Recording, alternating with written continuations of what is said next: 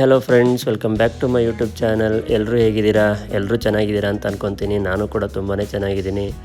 So ಏನಪ್ಪ ವಿಷಯ ಅಂತಂದರೆ, ನಾನು ಮತ್ತು ನನ್ನ ಫ್ರೆಂಡ್ಸು ಎಲ್ಲರೂ ಸೇರಿಕೊಂಡು ತಮಿಳ್ನಾಡಿನ ಕೊಯಂಬತ್ತೂರ್ ಹತ್ರ ಇರುವಂಥ ಈಶಾ ಫೌಂಡೇಶನ್ಗೆ ಹೋಗ್ತಾ ಇದ್ದೀವಿ. ಯಾಕೆ ಅಂತಂದರೆ, ಅಲ್ಲಿ ನಮ್ಮ ಫ್ರೆಂಡ್ ಸರ್ಕಲಲ್ಲೇ ಇರುವಂಥ ಒಬ್ಬ ಫ್ರೆಂಡ್ದು ಭೂತಶುದ್ಧಿ ವಿವಾಹನ ಅಲ್ಲಿ ಇಟ್ಕೊಂಡಿದ್ದಾರೆ.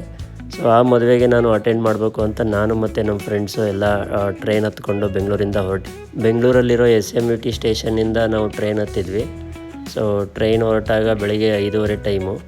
ಸೊ ಅಲ್ಲಿಂದ ಹೊರಟು ಒಂದು 2-3 ಅವರ್ ಆದಮೇಲೆ ಈ ಥರ ಎಲ್ಲ ಬೆಟ್ಟ ಗುಡ್ಡ ಎಲ್ಲ ಕಾಣಿಸ್ತಾ ಇತ್ತು. ಇದನ್ನೆಲ್ಲ ನೋಡ್ಕೊಂಡು ಹೋಗ್ತಿರ್ಬೇಕಾದ್ರೆ ಏನು ಜರ್ನಿ ಮಾಡಿದ್ದೆ ಗೊತ್ತಾಗಲಿಲ್ಲ. ಸುಮಾರು 8 ಅವರ್ ಲಾಂಗ್ ಜರ್ನಿನ ಮುಗಿಸ್ಕೊಂಡು ಕಾಟೇಜಸ್ ಹತ್ರ ಹೋದ್ವಿ. ಸೊ ಈ ಥರ ಇದೆ ನೋಡಿ ಕಾಟೇಜಸ್. ಗಾಯ್ಸ್, ಇವಾಗ ಚೆಕ್-ಇನ್ ಆದ್ವಿ. ಸೊ ಇವಾಗ ರೂಮ್ಗೆ ಹೋಗ್ತಾ ಇದ್ದೀವಿ. ನಮ್ಮದು B block 201 room number. Yes, B block ಇಲ್ಲಿದೆ. ಕಾಟೇಜಸ್ ತುಂಬಾ ಚೆನ್ನಾಗಿತ್ತು. ಹೈಜೆನಿಕ್ ಆಗಿ, ಒಂಥರ ಕ್ಲೀನಾಗಿ, ಎಲ್ಲಿ ನೋಡಿದ್ರೂ ತುಂಬ ಕ್ಲೀನು. ಈಶಾ ಫೌಂಡೇಶನ್ನಲ್ಲಿ ಎಲ್ಲಿ ಒಳಗಡೆ ಹೋದರೂ ಕೂಡ ಎಲ್ಲ ಕಡೆನೂ ಫುಲ್ ಕ್ಲೀನಾಗಿ ಮೇಂಟೈನ್ ಮಾಡಿದ್ದಾರೆ. ಎಸ್, ಇದೆ ನೋಡಿ B ಬ್ಲಾಕು. ಸೊ ಯಾರಾದರೂ ಇಲ್ಲಿ ಸ್ಟೇ ಆಗ್ತೀನಿ ಅನ್ನೋರು ಮುಂಚೆನೇ ಆನ್ಲೈನಲ್ಲಿ ಬುಕ್ ಮಾಡ್ಕೊಬೇಕು ಈ ಕಾಟೇಜಸ್ನೆಲ್ಲ. ನೀವು ನೋಡ್ಬೋದು ಯಾವ ಥರ ಇದ್ದಾವೆ ಇಲ್ಲಿ ಕಾಟೇಜಸ್ ಅಂತ. ತುಂಬಾ ಚೆನ್ನಾಗಿದೆ. ನಾನು ಅಂದ್ಕೊಂಡಿರಲಿಲ್ಲ ಇಷ್ಟೊಂದೆಲ್ಲ ಕ್ಲೀನಾಗಿ ಮೇಂಟೈನ್ ಮಾಡಿರ್ತಾರೆ ಅಂತ. ನಾವು ಸ್ಟೇ ಆಗಿದ್ದ ಬಿಲ್ಡಿಂಗ್ ಬಂದು ಶಿವಪಾದಂ 3 ಅಂತ. ಸೊ ಬನ್ನಿ, ರೂಮ್ ಹೇಗಿದೆ ಅಂತ ನೋಡೋಣ. ಓಪನ್ ಮಾಡ್ಬೋದ? ಚೆನ್ನಾಗಿರಂಗಿದೆ. ವಾವ್, ನೋಡಿ ಸ್ನೇಹಿತರೆ, ರೂಮ್ ಎಷ್ಟು ಕ್ಲೀನಾಗಿದೆ. ಈಶಾ ಫೌಂಡೇಶನ್. ಓಕೆ, ರೂಮಲ್ಲಿರೋರಿಗೆ ಕೆಲವೊಂದು ರೂಲ್ಸ್ ಆ್ಯಂಡ್ ರೆಗ್ಯುಲೇಷನ್ಸ್ನ ಇಲ್ಲಿ ಮೆನ್ಷನ್ ಮಾಡಿದ್ದಾರೆ. ಸೊ ಎಮರ್ಜೆನ್ಸಿ ಕಾಂಟ್ಯಾಕ್ಟ್ ನಂಬರ್ ಕೂಡ ಕೊಟ್ಟಿದ್ದಾರೆ ನೋಡಿ.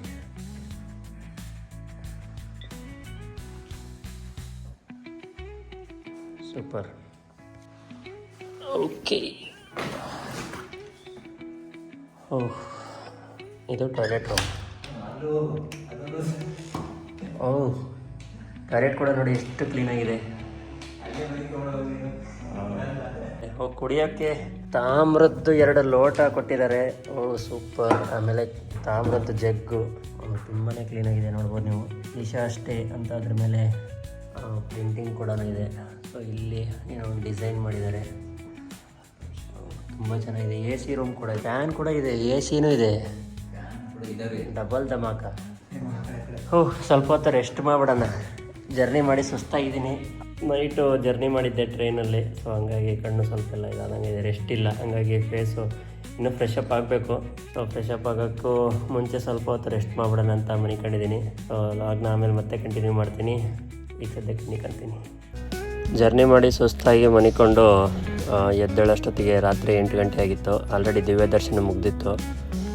ಸೊ ನಾವು ದಿವ್ಯ ದರ್ಶನ ನೋಡೋಕ್ಕೆ ನಮಗೆ ಯಾವತ್ತೂ ಸಿಗಲಿಲ್ಲ.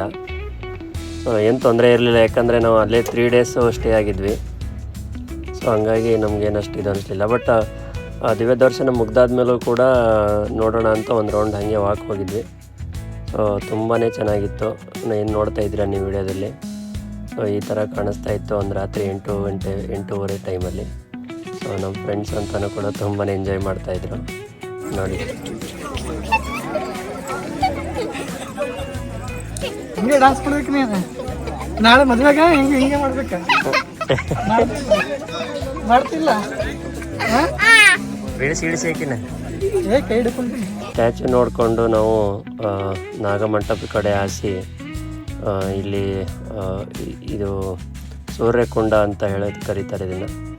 ಸೊ ಸೂರ್ಯಕುಂಡ ಇರೋವಂಥ ಪ್ಲೇಸಲ್ಲಿ ಇದೊಂದು ಕೊಳ ಥರ ಮಾಡಿದ್ದಾರೆ, ತುಂಬ ಚೆನ್ನಾಗಿದೆ. ಸೊ ಇದು ಸೂರ್ಯಕುಂಡ ಬಿಲ್ಡಿಂಗ್ ಏನು ನೋಡ್ತಿದ್ದೀರಾ.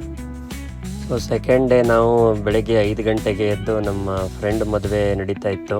ಸೊ 6 ಗಂಟೆಗೆ ಮದುವೆ ಅಂತಂದಿದ್ದಕ್ಕೆ ನಾವೆಲ್ಲ ರೆಡಿಯಾಗಿ ಹೊರಟಿದ್ವಿ. ಮದುವೆ ನಡೆಯೋ ಜಾಗದಲ್ಲಿ ಫೋಟೋ ಆಗಲಿ ವಿಡಿಯೋ ಆಗಲಿ ತೊಗೊಳಕ್ಕೆ ಅಲೋ ಇರಲಿಲ್ಲ. ಸೊ ಹಂಗಾಗಿ ನಾವು ಅಲ್ಲೆಲ್ಲೂ ಕೂಡ ಫೋಟೋ ವಿಡಿಯೋ ತೊಗೊಳಕ್ಕಾಗಿಲ್ಲ.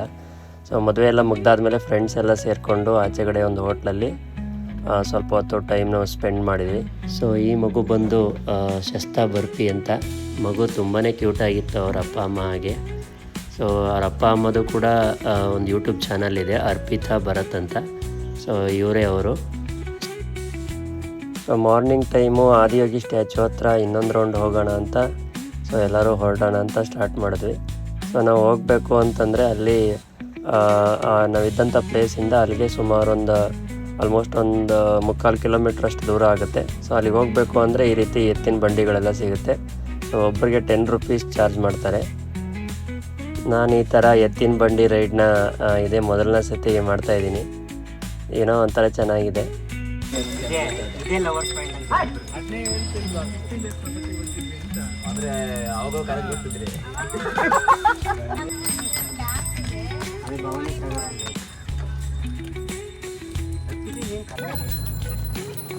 ಇಲ್ಲಿ ನಾನು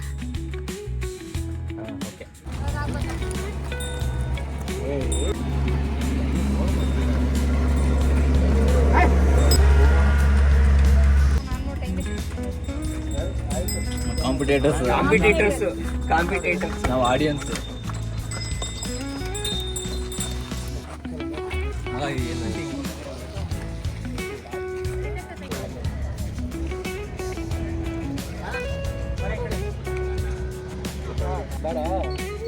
ಅಂಬಾ ಅಂಬಾ ಅಲ್ಲಿ ಅಂಬಾ ಅಂಬಾ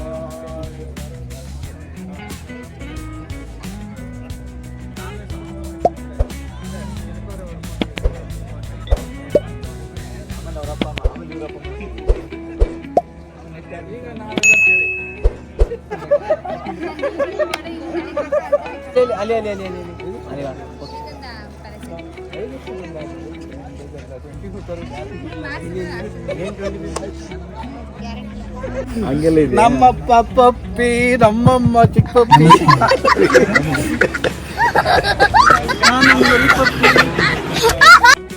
Namaskaram. There will now be a short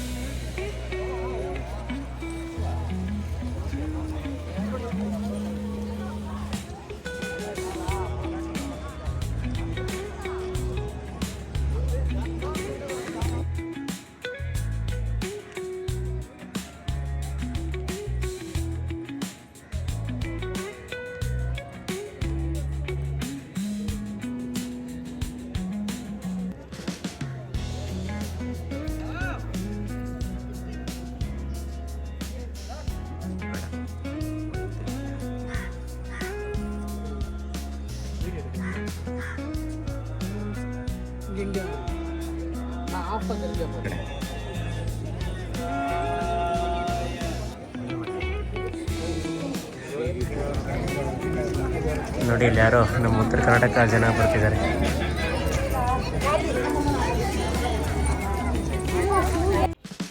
day ಟೈಮಲ್ಲಿ ಆದಿಯೋಗಿ ಸ್ಟ್ಯಾಚು ನೋಡಿದಾದಮೇಲೆ ಇಲ್ಲಿರೋವಂಥ EV ವೆಹಿಕಲಲ್ಲಿ ಎಲ್ಲರೂ ನಮ್ಮ ಕಾಟೇಜಸ್ವರೆಗೂ ಡ್ರಾಪ್ ತೊಗೊಂಡು ನಮ್ಮ ರೂಮ್ ಕಡೆಗೆ ಹೊರಟ್ವಿ.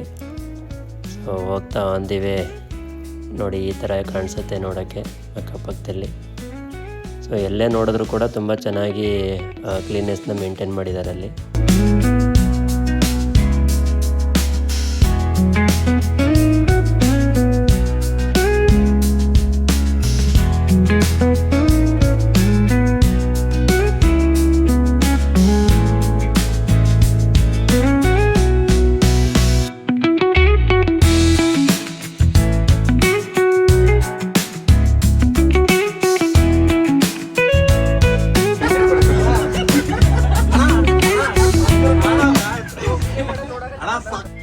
ಈಶಾದಲ್ಲಿ one of the main attraction ಅಂತಂದರೆ ಅದು ಸಂಜೆ 7 ಗಂಟೆಗೆ ನಡೆಯೋ ದಿವ್ಯ ದರ್ಶನ. ಸೊ ಈ ದಿವ್ಯ ದರ್ಶನ ನೋಡೋಕ್ಕೆ ಅಂತ ನಾನು ನಮ್ಮ ಫ್ರೆಂಡ್ಸು ಸುಮಾರು ಒಂದು 7 ಗಂಟೆ ಹಂಗೆ ಹೊರಟ್ವಿ. ನಮ್ಮ ಆನಂದಣ್ಣ ಹೀರೋ. ಆನಂದಣ್ಣಂಗೆ ಜೈ, ಆನಂದಣ್ಣಂಗೆ ಆನಂದಣ್ಣಂಗೆ ಜೈ, ಆನಂದಣ್ಣಂಗೆ ಜೈ. ಯಾಕೆ ಆನಂದಣ್ಣಂಗೆ ಜೈ. ಏನ್ ಮಗ ನಿಮ್ಮ ಮನೆ ಹೆಸರೇನು? ನಿಮ್ದು ಸರ್ನೇಮ್ ಇರುತ್ತಲ್ಲ? ಶಿವ. ಸರ್ನೇಮು ಕೋಟಿನ್. ಕೋಟಿನಿ. ಆನಂದ್ ಕೊಟ್ನಿ.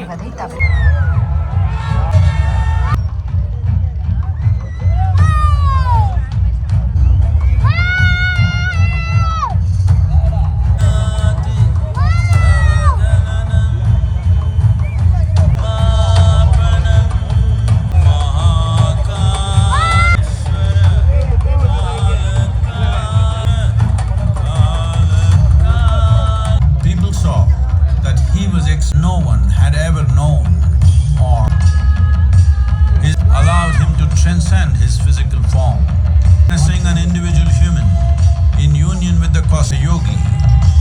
One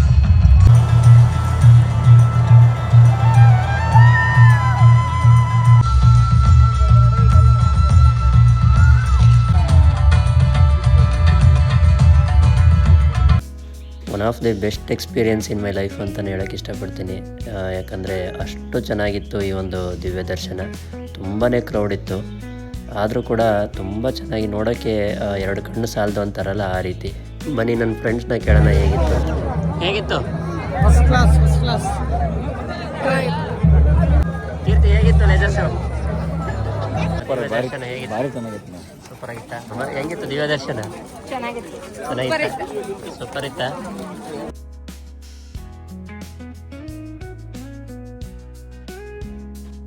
ಸ್ನೇಹಿತರೆ, ಮುಗೀತು. ಬಂದಂಥ ಮದುವೆ ನೋಡಿದ್ದಾಯಿತು, ಎಲ್ಲನೂ ನೋಡಿದ್ದಾಯಿತು.